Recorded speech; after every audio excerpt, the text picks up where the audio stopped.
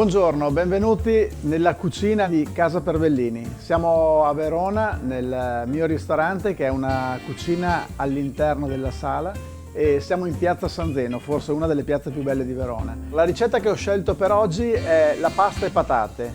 Ho scelto di farla con una mezza manica, si può fare con la pasta spezzata, si può fare con gli spaghetti spezzati, si può fare in tante maniere.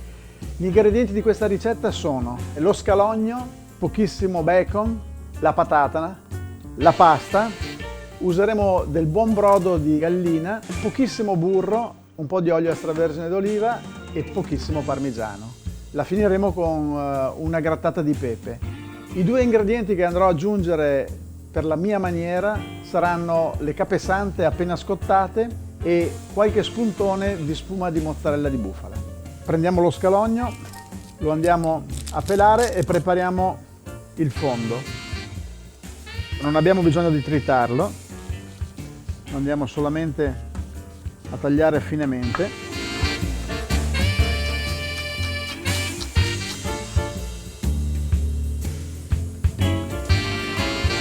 Il nostro fondo è pronto, prendiamo una padella, mettiamo olio extravergine d'oliva,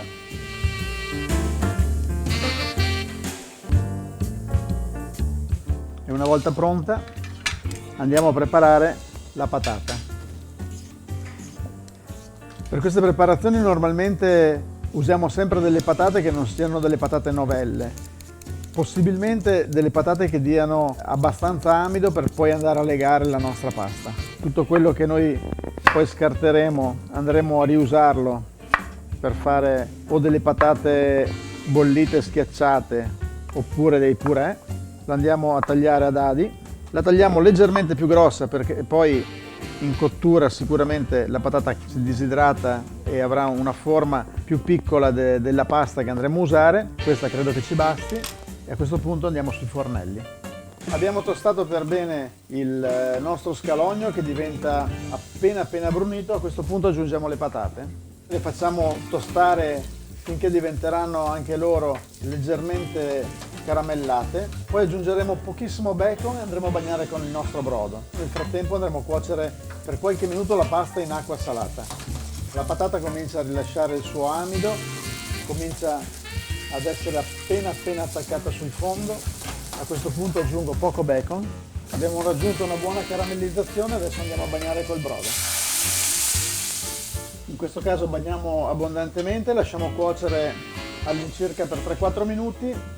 Tra 3-4 minuti butteremo la pasta per 4 minuti nell'acqua e poi finiremo la cottura come un risotto all'interno del brodo e patate. Abbiamo la patata che è abbastanza morbida e pronta, andiamo a salare l'acqua, buttiamo la pasta e gli diamo circa 3 minuti di cottura. Questi 3 minuti di cottura ci servono per reidratare leggermente la pasta, poi andremo a finirla nel brodo e patate per gli ultimi 5 minuti. La lasciamo leggermente al dente e gli diamo circa 8 minuti di cottura. Lo andiamo a mescolare e alla fine lo andremo a mantecare come se fosse un risotto. Nel frattempo, finché aspettiamo che la pasta si cuocia, prepariamo le capesante. Le capesante le doriamo leggermente con olio extravergine d'oliva da ambo i lati.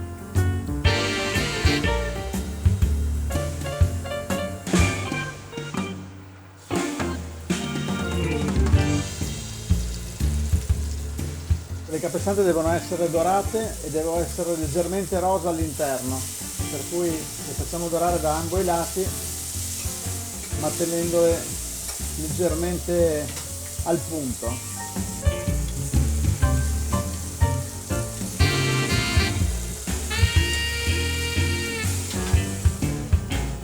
La capesante è pronta, circa un paio di minuti per dorarla su ambo i lati, la teniamo nella salamandra al tiepido e controlliamo la cottura della nostra pasta. Manca ancora un minutino e poi andremo a finirla. Allora siamo pronti, andiamo a terminare la pasta e patate e impiattare. La vado a mantecare come un risotto. Pochissimo grana padano, Andiamo a impiattare.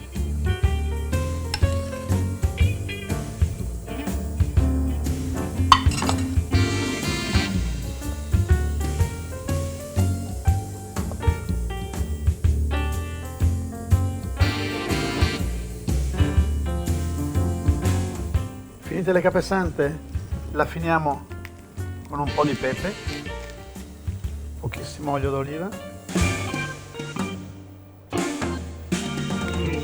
Andremo a finire il nostro piatto con una spuma di mozzarella, una mozzarella di bufala freschissima, frullata, passata al setaccio e riposta in un sifone con 3 cariche. Ecco qua la pasta e patate a modo mio.